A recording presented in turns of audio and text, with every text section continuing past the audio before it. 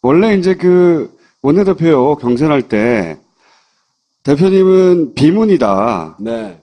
라고 이제 분류가 됐었어요. 사실, 그래서 뭐 친문과 비문의 대결 이런 얘기도 있었거든요.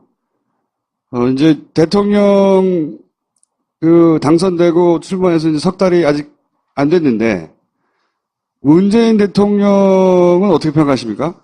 을지로위원회 하면서 제일 기억나는 일 중에 하나가 2014년 CNN 방송 설치 기사들 간접 고용돼 있었던 그분들의 투쟁이었습니다. 그 해가 우리 사회의 간접 고용 비정규직 문제가 전면화되던 해예요. SK 브로드밴드, LG U 플러스, T 브로드, 그다음에 CNN 이런 데 설치 기사, 삼성전자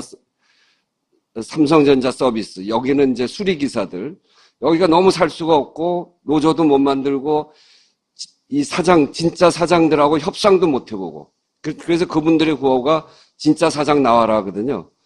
근데 그 CNM이 8개월을 거리에서 싸움을 하다가 도저히 안 되겠어서 두 명이 그 프레스센터 앞에 있는 전광판에 올라갔어요. 그 해 삼성전자 서비스의 수리기사들이 노조를 만들려고 해 가다가 두 명이 자결을 했습니다.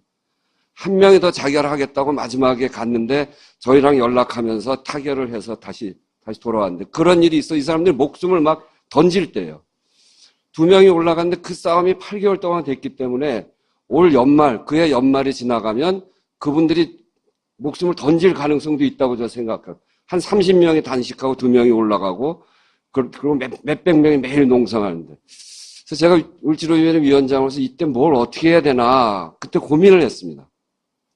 농성에 결합하면 과격한 국회의원이다 이렇게 해서 비난을 받을 수 있겠고, 그러다가 생각한 게 을지로위원회 생명 살리기라는 주제로 나가자.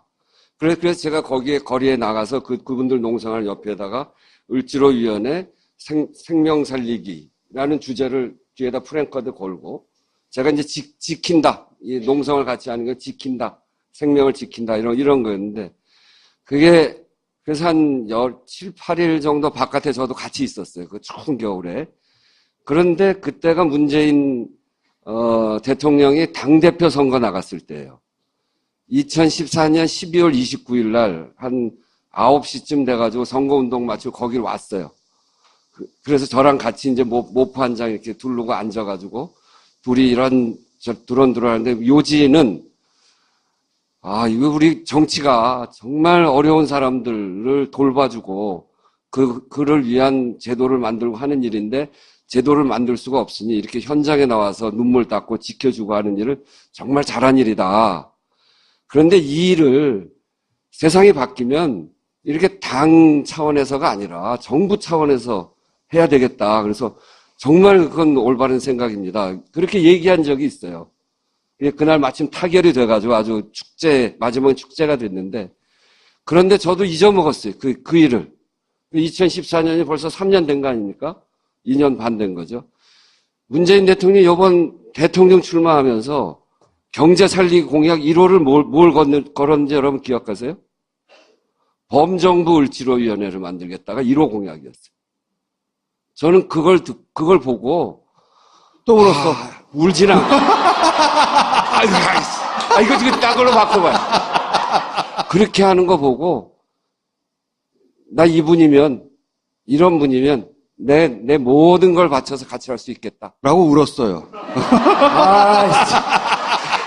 그게 아니고, 노무현 대통령 때가 제가 초선 때 17대 국회를 했는데 우리 내부 혼선 때문에, 그리고 너무 과도한 개혁 요구 때문에 안에서 갈등하다가 그 기회를 다 잃었거든요.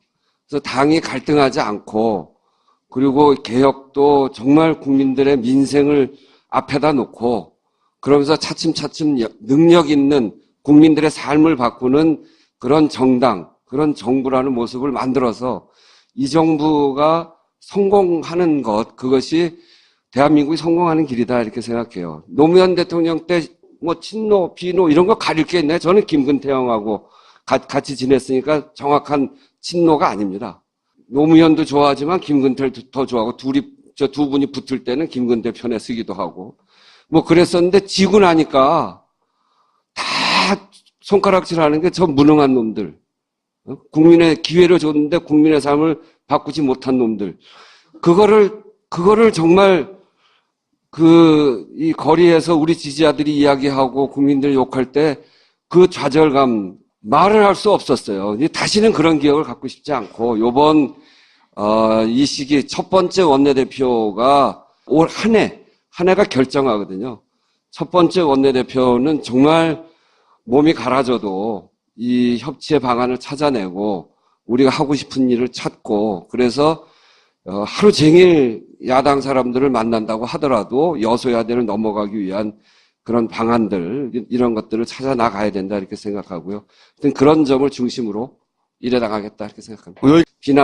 비난을 받을 수 있겠고 그러다가 생각한 게 을지로위원회 생명 살리기라는 주제로 나가자.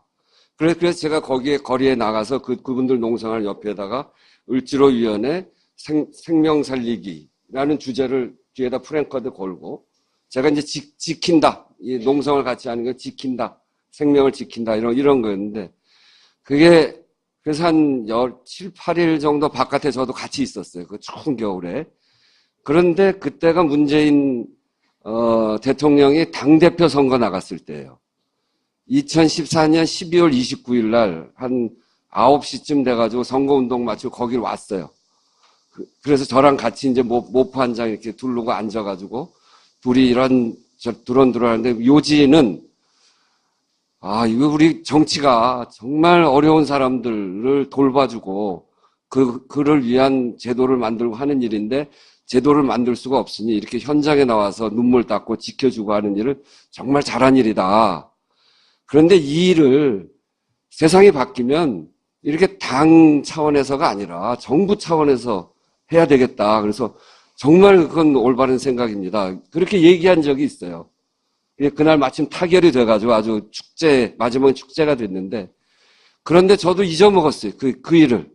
2014년이 벌써 3년 된 거 아닙니까? 2년 반 된 거죠.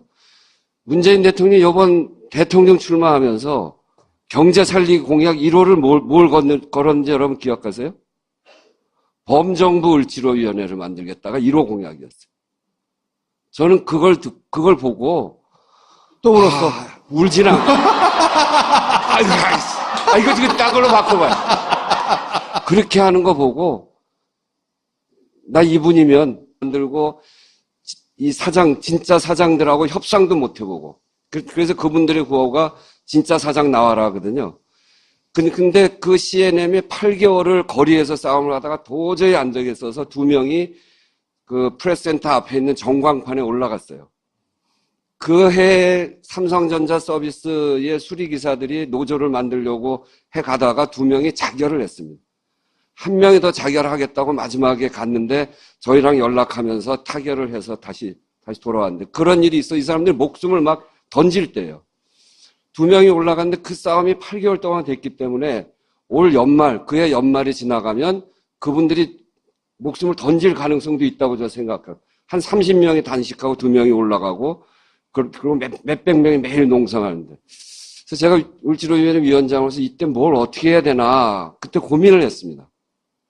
농성에 결합하면 과격한 국회의원이다 이렇게 해서 원래 이제 그 원내대표 경선할 때 대표님은 비문이다. 네. 라고 이제 분류가 됐었어요. 사실, 그래서 뭐 친문과 비문의 대결 이런 얘기도 있었거든요. 이제 대통령 당선되고 출마해서 이제 석 달이 아직 안 됐는데 문재인 대통령은 어떻게 평가하십니까?